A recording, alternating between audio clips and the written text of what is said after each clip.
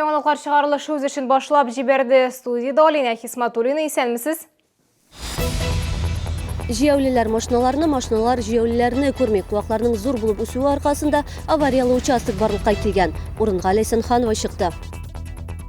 Яңа уку елы башлануга санаулы көннәр кала. Баланы мәктәпкә әзерләү күпмегә төшә, Лилия Гатина ачыклады. 11 август Корбан бәйрәме. Сидоровкадагы Корбан чалу урынының әзерлеген Римма Султанова күреп кайтты. Шәһәрдәшләр юл буенда куакларның биек булып үсүеннән зарлана. Шамил Усманов урамынан борылгач җәяүле кишүе. Куаклар артыннан, аннан кеше узуы күренмәде машина йөртүчеләр. Бәлә казага да ерак түгел дип борчыла шәһәрдәшләр. Урынга безнең иҗат төркеме чыкты.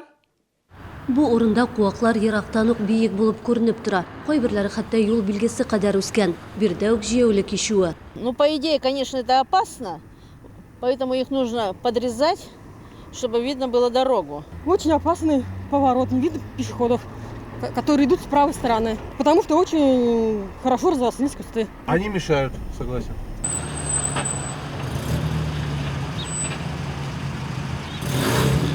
Бу участокны узу ни кадәр куркыныч икәнен бәяләү өчен без үз экспериментыбызны үткәрдек. Машина йөртүчебез Низами Мамедов җәяүле сыйфатында зебра аша берничә тапкыр узды. Куркыныч машиналар тизлек белән килү аркасында икеләтә арта. Куаклар бик зур үскән, алар артыннан бер нәрсә күренмәй. Водитель пешеходны күрмәй, пешеход водительне күрмәй. Авария булырга да узак түгел. Хәлгә ачыклык кертү өчен без ЮХИДИ дәресенә мөрәҗәгать иттек. Установлено, что на нерегулируемом пешеходном переходе не обеспечивается видимость. По выявленным недостаткам выдано предписание подрядной организации Горзеленхоз на устранение недостатков, а именно на срезку дикорастущих кустарников. Шәһәрне яшелләндерү хуҗалыгы проблеманы тиз арада хәл итте. Бер сәгать эчендә урынга хезмәткәрләр килде. Куакларны тиешле дәрәҗәгә калдырып кистеләр. Ләйсәнханова, Ленар Султанов, Яңалыклар.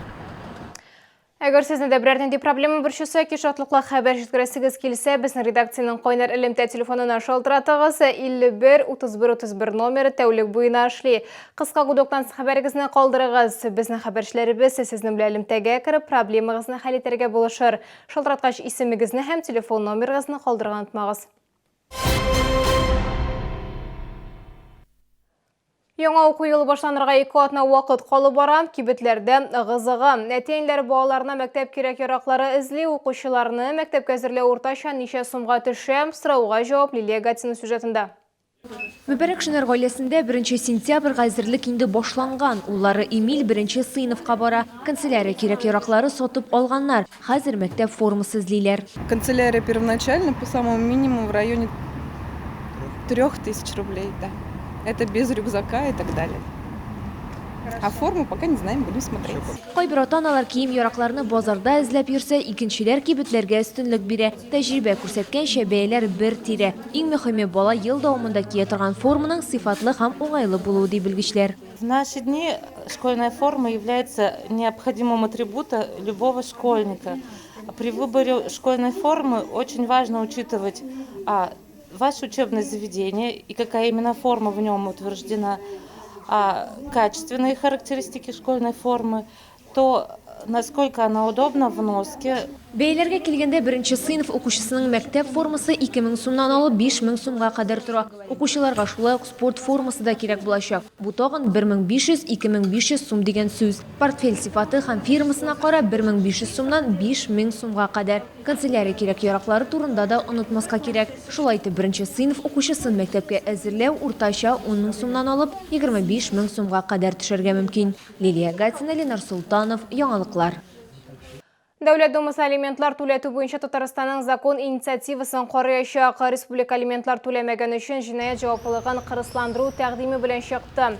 Бу хакта Татар информ агентлыгы хәбәр итә. Дәүләт Думасы депутаты Илдар Гыйльметдинов сүзләренә караганда, бу проблема бөтен ил буенча актуаль, әҗәтләр зур. Татарстан буенча гына да 1 миллиард сум, ил буенча дистәләрчә миллиард сумга җитә ди ул. Үзгәрешләр сорала, мәсәлән, алимент бурычларын суд тәртибендә түләттерергә кирәк, шулай ук алимент түләмәгән өчен дә җинаять җаваплылыгын кырысландыру тәкъдим ителә дигән фикерен белдерде депутат. 11 август Qurban бәйрәме гает намазы барлык мәчетләрдә иртәнге сагаты 5-тә башланачак, Qurban чалуга сагат 6-да керешәчәкләр. Шәһәр күләме йола быел Сидоровкадагы махсус мәйданчыкта була. Хәзер анда соңгы әзерлек эшләре бара. Җиһазлар куялар, дезинфекция ясыйлар. Эш барышы һәм бәйрәм программасы турында хәбәрчебез Рима Султанова. Субар, әзер, барысы да әзерләнеп тора.